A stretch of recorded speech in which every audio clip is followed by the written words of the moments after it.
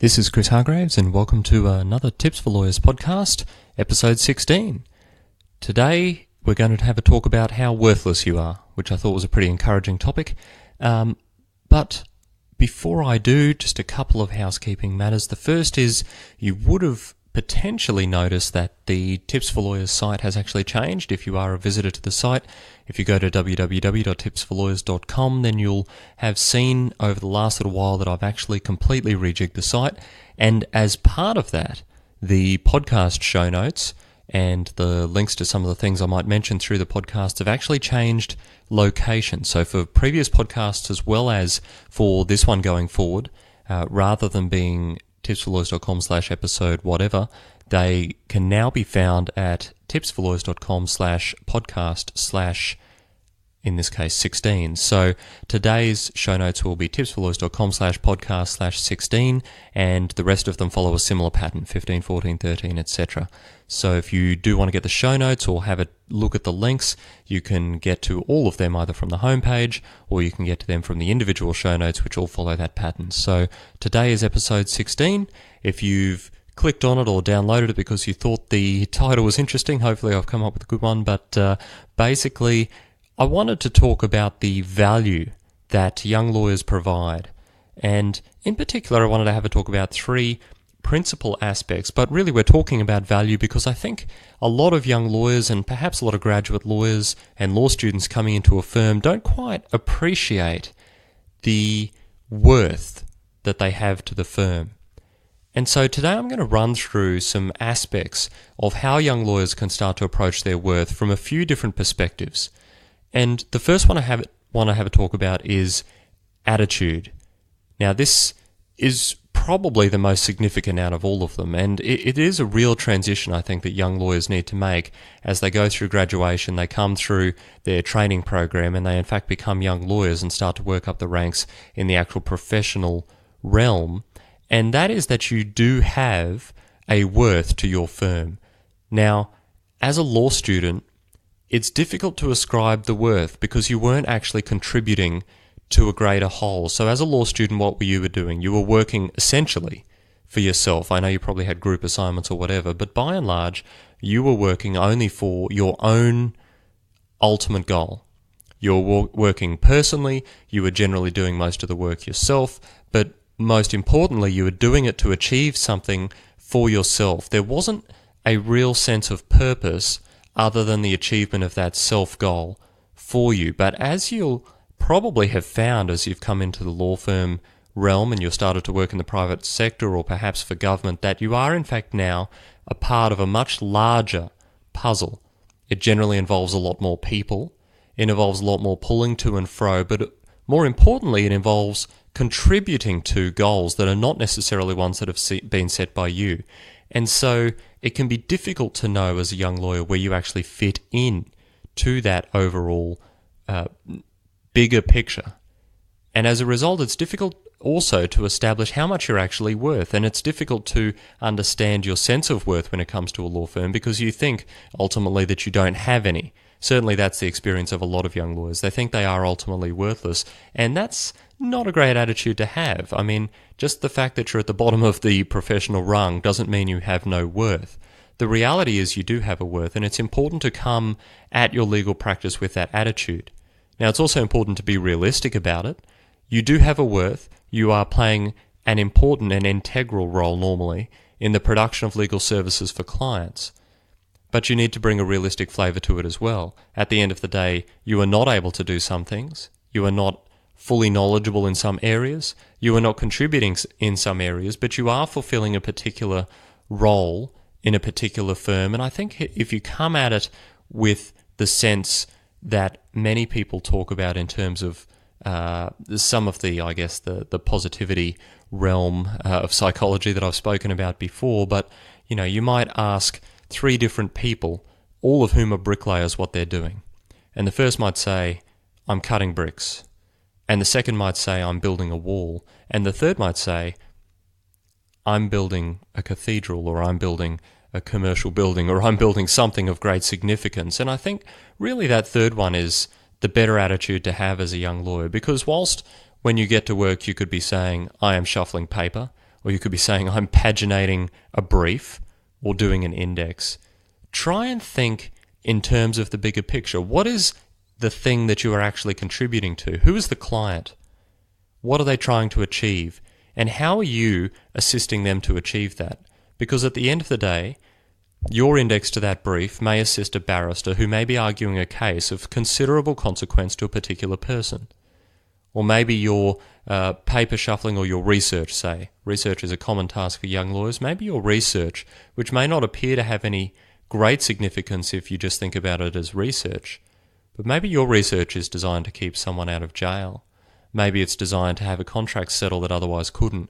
Maybe it's designed to allow someone to succeed in a family law case of great significance. Maybe they are trying to keep their kids.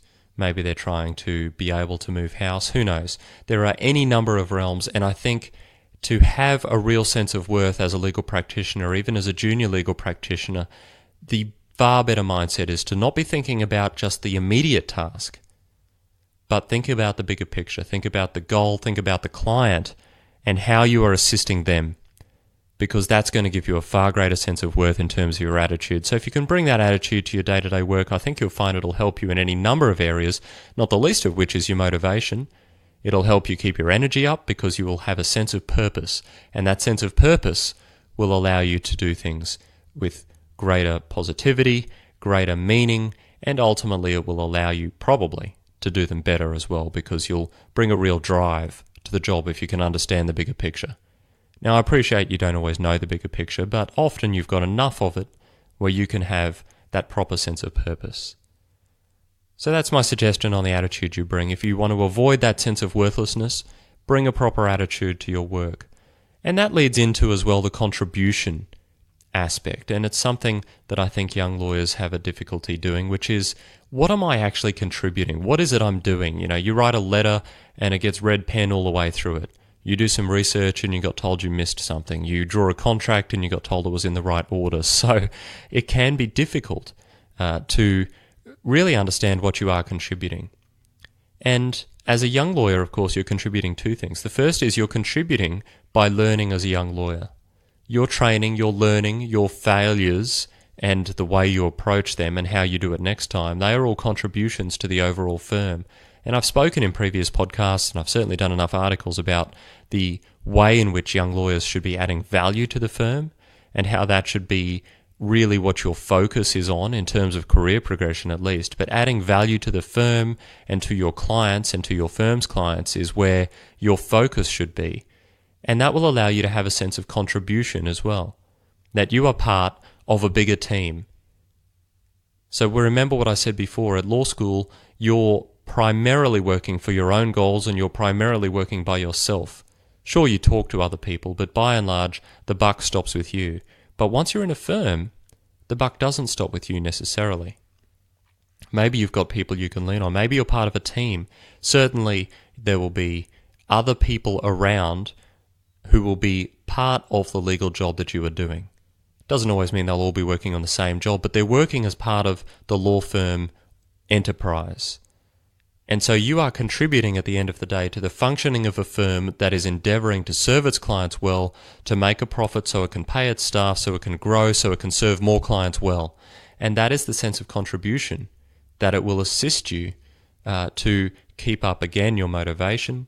It will help your attitude as well if you can understand and appreciate how you are actually contributing to the firm. So to the extent that you can with your day-to-day tasks, if you're finding yourself flagging, if you're finding yourself feeling, what the heck is the point of all of this? Have a think about what is it contributing to.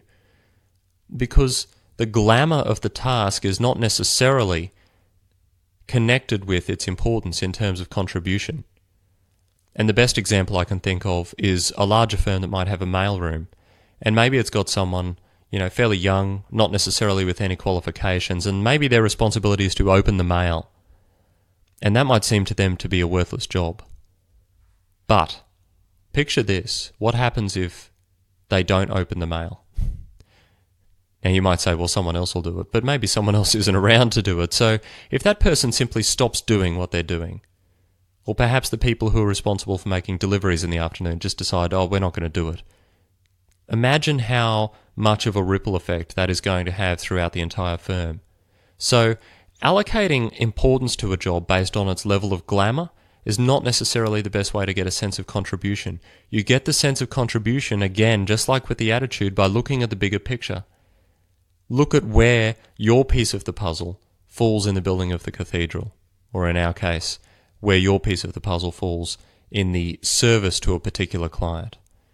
The research you do, the letters you write, the documents you amend, the way you articulate things, the telephone calls you have, the meetings you have that might seem otherwise boring, they are all contributing to a firm's ability to grow, make money, and serve more clients better. And if you keep that contribution in mind, you will find your sense of worth in terms of the firm will grow. You will become more confident, you will understand more about how things are working, but if you only ever look at the discrete task, you won't be able to get that perspective, and you won't be able to start thinking in terms of the bigger picture. So when the time comes to take ownership of files for yourself and exercise some greater autonomy, you won't have as good an appreciation of exactly what needs to be done because you'll have spent your whole time stuck in your own head. So I do encourage you, think about contribution from a bigger perspective. Now, contribution, of course, leads us into the last one for today in terms of your sense of worth when it comes to a law firm, and that's money. Now, this can be a really difficult one for a lot of young lawyers to grasp in terms of their contribution and their value and their worth in a law firm, because it's very, very difficult, isn't it? You see people who may have budgets that are double yours, they might charge out twice as much as you do, and at the same time as well, you see potentially a lot of time getting written off, and you see bills getting written down or discounted, and sometimes you might see your own time getting lines drawn through it and cut in half or something like that, and you start to think, well, am I actually doing anything of any value here? I mean, how are my monetary contributions really being viewed? And there is a real risk here, and I want to encourage you to if this is you, if I'm about to describe you, then I want you to step back and really think about whether you are doing the right thing, because what a lot of young lawyers start to do, having seen that, is they start to second guess themselves. And they do it at two stages. The first stage is when they're recording their time. So I'm assuming here that you might be doing time recording in terms of your billing process. That means you write down what you do every 6 minutes, usually for lawyers generally, but I know there's different ones around there. And young lawyers start to go, oh, that task took me too long.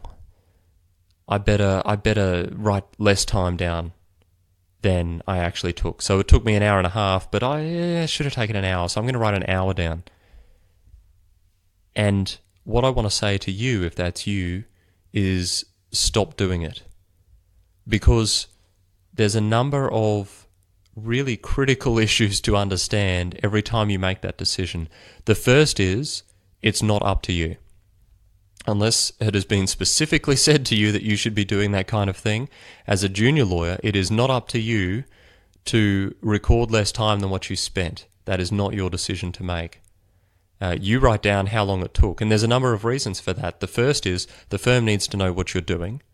The second is, if a particular task is taking you habitually longer than what it should, then someone needs to know about it so they can help you to find a more efficient way of doing that task, or so that you can explain why it's taking you longer than perhaps you or they think it should.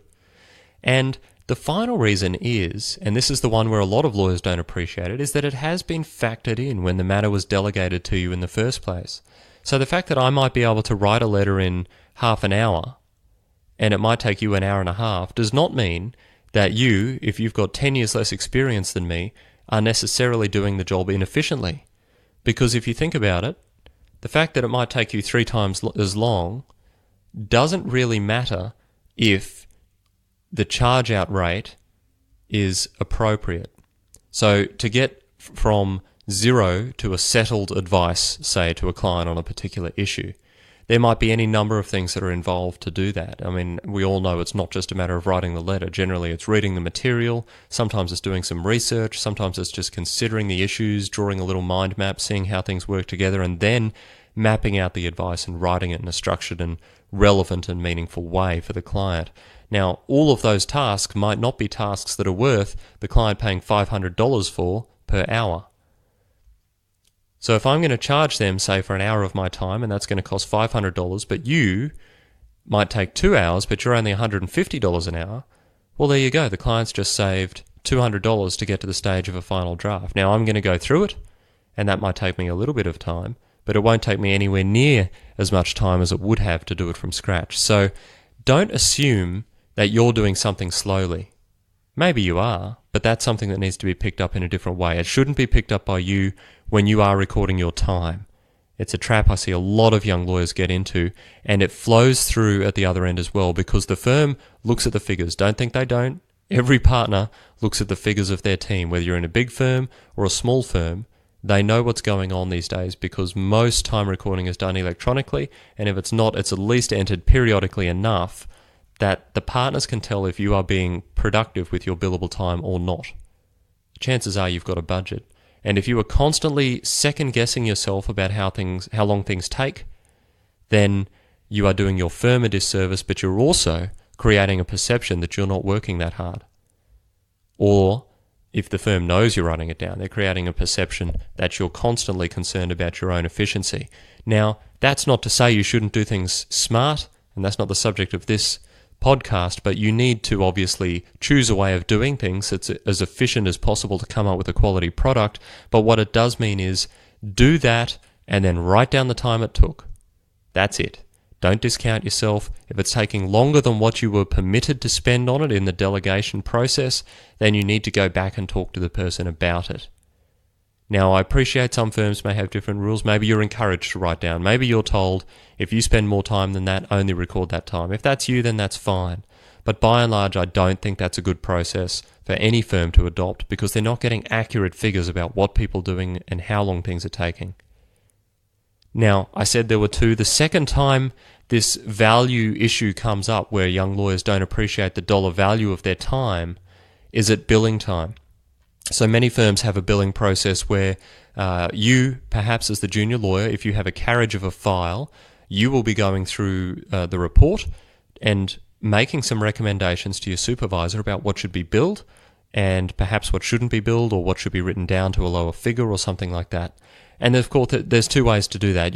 Some firms will look at the overall bill and might just go, the overall bill is too much. We can't pinpoint any particular thing that seems to have made the bill go over, so we're going to write the whole bill down by a little and then just spread it across the field in terms of the people who worked on it. And that's not totally irrational. It does sometimes seem a bit unfair if you're on the receiving end of it and you thought it was someone else's fault, but I'm sure you can get over that. But what a lot of young lawyers have a tendency to do is they see their own time. Once again, this is another opportunity to second guess yourself. You didn't do it at the time, and then you see, if I add this up, I've spent 4 hours on something, and was that too long? And I don't know, maybe it was too long.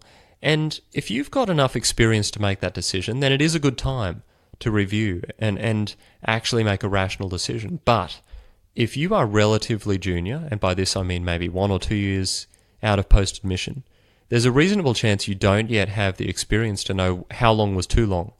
So over time, you will start to get an appreciation for how long it will take people at different levels to do different things, and therefore how long is too long. But if you don't have that appreciation yet, look, if you're really concerned about it, the best thing you can do is just flag it and say to the partner, look, I'm not sure whether that might have been too long. I've added up my day's entries on preparing that advice, and it looks like it took me 10 hours. Do you think that was too long, or do you think that's appropriate? And they'll make the final decision. That's fine. And it's an opportunity for them to ask you why you think it took so long, or for you to perhaps find some more efficiency next time. Maybe the job, though, was just bigger than what everyone thought in the first place. And if that's the case, then maybe the bill is entirely reasonable to send.